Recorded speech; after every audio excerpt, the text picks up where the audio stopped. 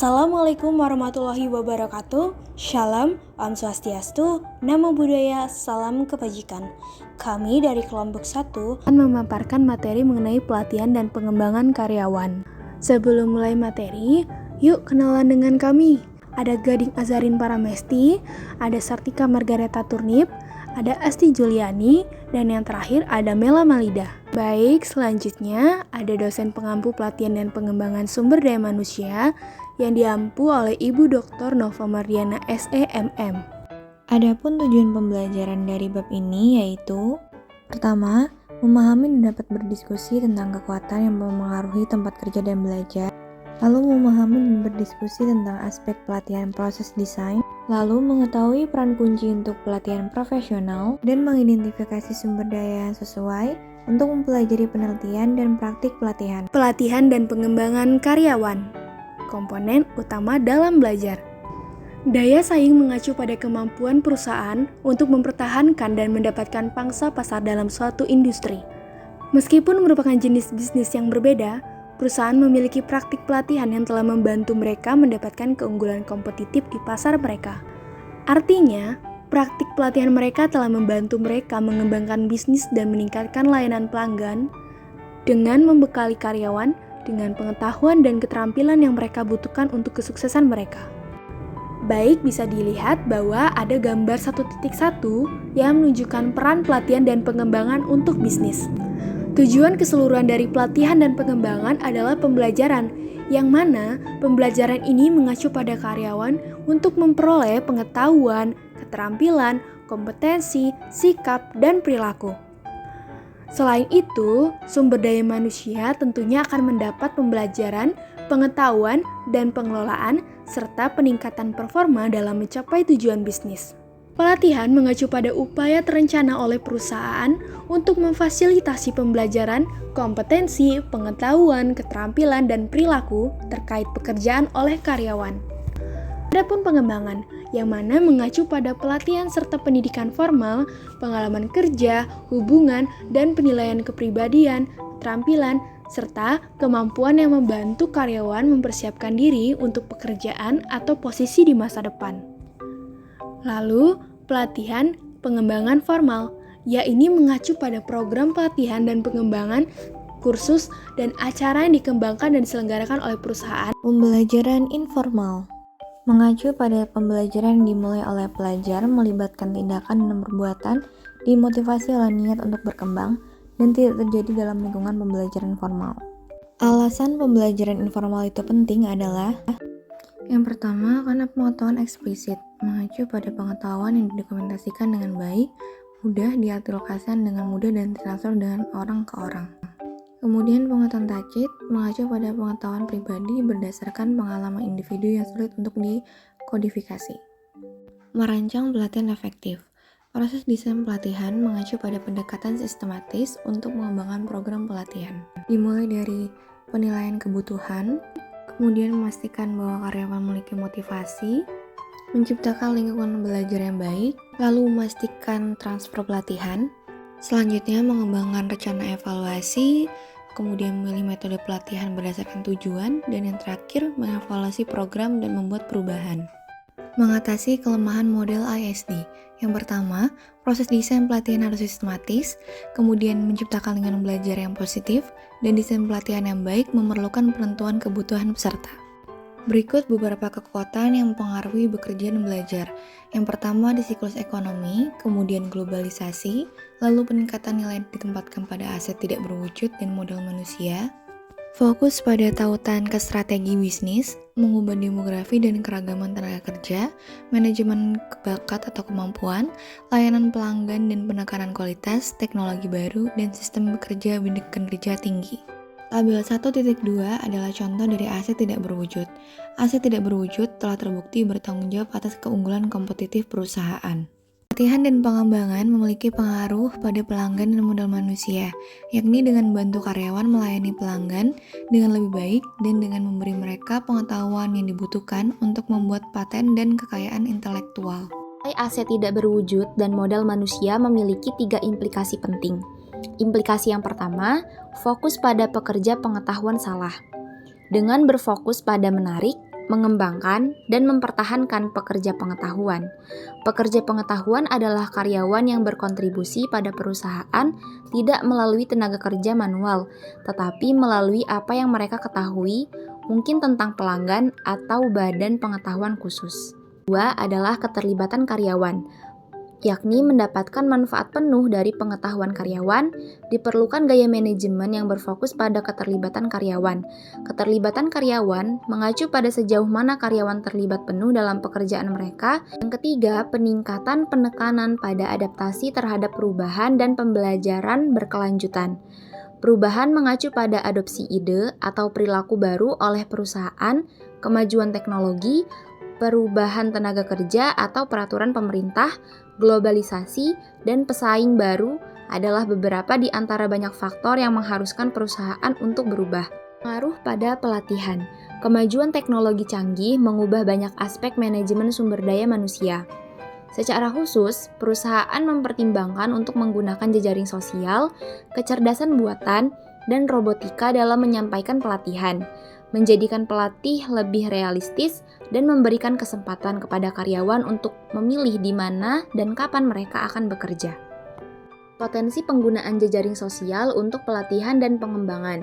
Terdapat dua aspek. Yang pertama adalah aspek masalah. Dalam aspek masalah ini terbagi beberapa poin.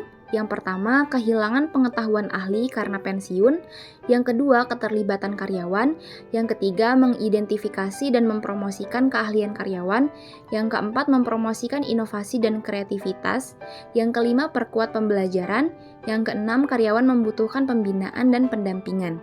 Aspek yang kedua adalah aspek penggunaan. Yang pertama, berbagi pengetahuan, menangkap dan menyimpan. Yang kedua, kumpulkan pendapat karyawan. Yang ketiga, buat komunitas pakar online. Yang keempat, dorong partisipasi dalam diskusi online. Yang kelima, bagikan praktik terbaik, aplikasi, poin pembelajaran, tautan ke artikel, dan webinar. Dan yang terakhir, berinteraksi dengan mentor dan pelatih rekan-rekan. Fleksibilitas di mana dan kapan pekerjaan dilakukan. Globalisasi. Ekonomi dunia dan perkembangan e-commerce telah membuat gagasan tentang 40 jam kerja seminggu menjadi usang. Hasil survei menunjukkan bahwa 46% karyawan bekerja lebih dari 45 jam per minggu. Akibatnya, perusahaan membutuhkan staf 24 jam sehari, 7 hari seminggu. Manfaat dari fleksibilitas tersebut meliputi kemampuan untuk menarik dan mempertahankan karyawan berbakat, mengurangi stres, menghasilkan karyawan yang lebih sehat, dan tenaga kerja istirahat yang dapat memaksimalkan penggunaan keterampilannya. Peningkatan penggunaan pekerjaan non-tradisional. Pekerjaan non-tradisional mencakup penggunaan kontraktor independen, pekerja lepas, pekerja panggilan, pekerja sementara, dan pekerja perusahaan kontrak. Pekerja non-tradisional dapat menguntungkan individu dan pemberi pekerja. Semakin banyak individu tidak ingin terkait pada suatu perusahaan manapun. Mereka ingin fleksibilitas bekerja kapan dan di mana mereka memilih. Masalah utama yang dihadirkan oleh pekerja non-tradisional adalah kebutuhan untuk memberikan pelatihan yang spesifik sesuai permintaan disampaikan dalam potongan-potongan kecil dan secara khusus berfokus pada pekerjaan pekerja. Sistem kerja berkinerja tinggi. Pelanggan dan kualitas produk menjadi lebih mudah diakses oleh karyawan. Ini berarti bahwa karyawan diharapkan mengambil lebih banyak tanggung jawab untuk memuaskan pelanggan dan menentukan bagaimana mereka melakukan pekerjaan mereka. Salah satu metode paling populer untuk meningkatkan tanggung jawab dan kontrol karyawan adalah tim kerja. Tim kerja melibatkan karyawan dengan berbagai keterampilan yang berinteraksi untuk merakit produk atau menyediakan layanan. Teknologi baru dan desain kerja seperti tim kerja perlu didukung oleh praktik manajemen sumber daya manusia yang spesifik. Praktik-praktik ini meliputi tindakan sebagai berikut. Yang pertama, karyawan memilih atau menyeleksi karyawan atau anggota tim baru. Yang kedua, karyawan menerima umpan balik kinerja formal dan terlibat dalam kinerja proses perbaikan. Yang ketiga, pelatihan berkelanjutan ditekankan dan dihargai. Yang keempat, imbalan dan kompensasi dikaitkan dengan kinerja perusahaan. Yang kelima, peralatan dan proses kerja mendorong fleksibilitas maksimum, dan interaksi antara karyawan. Yang keenam, karyawan berpartisipasi dalam perencanaan perubahan peralatan, tata letak, dan metode kerja. Yang ketujuh, karyawan memahami bagaimana pekerjaan mereka berkontribusi pada produk atau layanan jadi. Snapshot latihan. Pelatihan dapat memainkan peran kunci dalam membantu perusahaan mendapatkan keunggulan kompetitif dan berhasil menghadapi tantangan kompetitif. Dan angka pelatihan. Pelatihan yang disajikan di bagian ini didasarkan pada data yang dikumpulkan dari sejumlah sumber, termasuk survei yang dilakukan oleh majalah pelatihan dan ATD atau Association for Talent Development, sebelumnya dikenal sebagai American Society for Training and Development. Biaya pembelajaran yang paling sedikit menyangkut keterampilan dasar dan keterampilan lainnya. Penggunaan pelatihan online bervariasi berdasarkan bidang konten. Pelatihan wajib dan kepatuhan, pelatihan penjualan, dan pelatihan sistem teknologi informasi disampaikan secara online. Pelatihan online paling tidak digunakan untuk pengembangan eksekutif dan onboarding, yaitu orientasi karyawan baru. Melatih pemimpin investasi. Pelatihan dapat digunakan oleh perusahaan untuk mendapatkan keunggulan kompetitif. Investasi yang lebih tinggi dalam pelatihan oleh perusahaan di Amerika Serikat terkait dengan penggunaan praktik pelatihan inovatif dan praktik kerja berkinerja tinggi, seperti tim, rencana kepemilikan saham karyawan, sistem kompensasi intensif atau pro-sharing, rencana pengembangan individu, dan keterlibatan karyawan dalam bisnis. Keputusan pengeluaran ini bersama dengan penggunaan praktik kerja berkinerja tinggi telah terbukti terkait dengan peningkatan probabilitas, kepuasan pelanggan dan karyawan, dan kemampuan untuk mempertahankan karyawan. Ada peran, kompetensi, dan posisi pelatihan profesional pelatih. Peran pelatihan dan pengembangan. Yang pertama, ahli strategi pembelajaran, menentukan bagaimana pembelajaran di tempat kerja dapat digunakan dengan sebaik-baiknya untuk membantu memenuhi strategi bisnis perusahaan. Yang kedua, mitra bisnis, yaitu menggunakan pengetahuan bisnis dan industri untuk membuat pelatihan yang meningkatkan kinerja. Yang ketiga, manajer proyek, yaitu merencanakan, memperoleh, dan memantau penyampaian solusi pembelajaran dan kinerja untuk mendukung bisnis. Dan yang keempat, spesialis profesional, yaitu merancang, mengembangkan, memberikan, dan mengevaluasi solusi pembelajaran dan kinerja. Siapa yang memberikan pelatihan? Di sebagian besar perusahaan, kegiatan pelatihan dan pengembangan disediakan oleh pelatih, konsultan internal manajer, dan pakar karyawan. Namun, seperti yang ditunjukkan oleh potret praktik pelatihan, kegiatan pelatihan dan pengembangan juga dialihdayakan. Outsourcing berarti bahwa kegiatan pelatihan dan pengembangan disediakan oleh individu di luar perusahaan. Penyedia pelatihan di luar perusahaan termasuk perguruan tinggi dan universitas, komunitas sekolah menengah pertama, lembaga teknis dan kejuruan, pemasok produk, konsultan perusahaan, serikat pekerja, organisasi perdagangan dan profesional, dan organisasi pemerintah. Siapa yang bertanggung jawab atas pelatihan? Bekerja sama dengan manajer dan pakar bidang tertentu, berkonsultasi dengan orang lain di seluruh organisasi, mengembangkan berbagai pengalaman pembelajaran, berkolaborasi dengan pakar internal untuk membantu menerjemahkan pengetahuan mereka, memastikan dan mendorong standarisasi di semua proyek, konten, dan pembelajaran sistem manajemen, membangun hubungan yang kuat dengan pemangku kepentingan, kemampuan untuk memfasilitasi kelas atau pelatihan visual, dan melatih instruktur tentang cara menggunakan teknologi secara efektif saat penyampaian materi. Kesimpulan, bersiap untuk bekerja dalam pelatihan. Setiap orang adalah seorang pelatih pada titik tertentu dalam hidupnya. Meskipun beberapa orang belajar untuk berlatih dengan coba-coba, cara terbaik adalah dengan mengikuti kursus pelatihan dan pengembangan, atau bahkan memilih jurusan akademik yang terkait dengan pelatihan. Misalnya, kursus pelatihan dan pengembangan biasanya ditemukan di Departemen Pendidikan, Bisnis dan Manajemen, dan Psikologi di perguruan tinggi dan universitas. Sekolah bisnis dapat menawarkan gelar sarjana dan pascasarjana dalam manajemen sumber daya manusia dengan kursus pelatihan dan pengembangan, manajemen bakat, dan pengembangan organisasi. The number one question we get is why is employee training and development so important?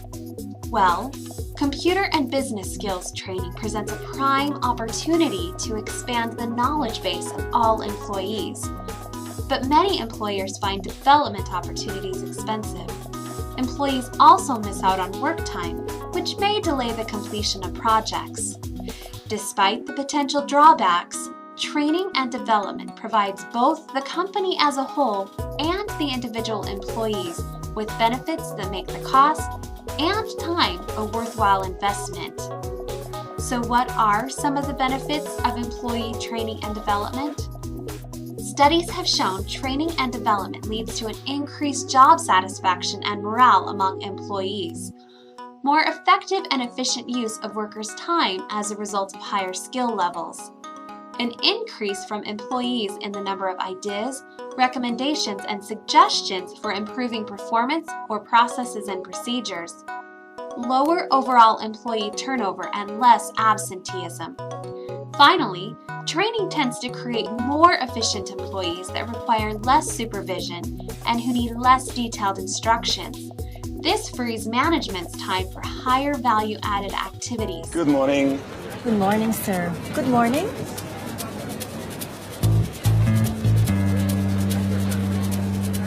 Here you are. Have a nice flight. Thank you.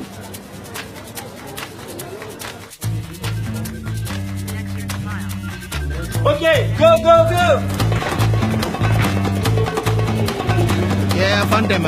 They are the 864.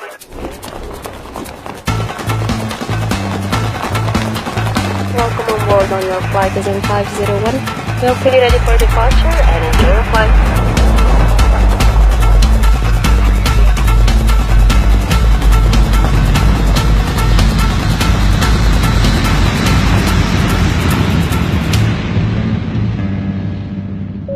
Mr. Smith Jr., can you look outside, please? There's a surprise for you.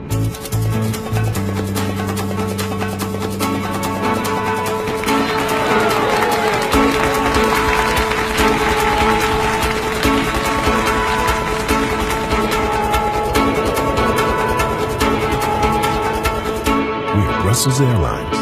We go the extra mile. Video pertama menjelaskan mengenai manfaat pelatihan dan pengembangan karyawan, yaitu meningkatkan kepuasan kerja dan moral antar pekerja, adanya efektivitas waktu kerja dengan level kemampuan yang tinggi, dan menurunkan tingkat turnover karyawan. Video kedua memberikan gambaran jika pelatihan dan pengembangan karyawan dilakukan dengan baik, maka karyawan akan memberikan pelayanan yang baik pula pada pelanggan dan menghasilkan peningkatan pada tingkat kepuasan pelanggan. Baik, sekian pemaparan materi pada video ini. Apabila ada kesalahan, kelompok kami meminta maaf dalam penyampaian materi. Sekian, terima kasih. Semoga ilmunya bermanfaat.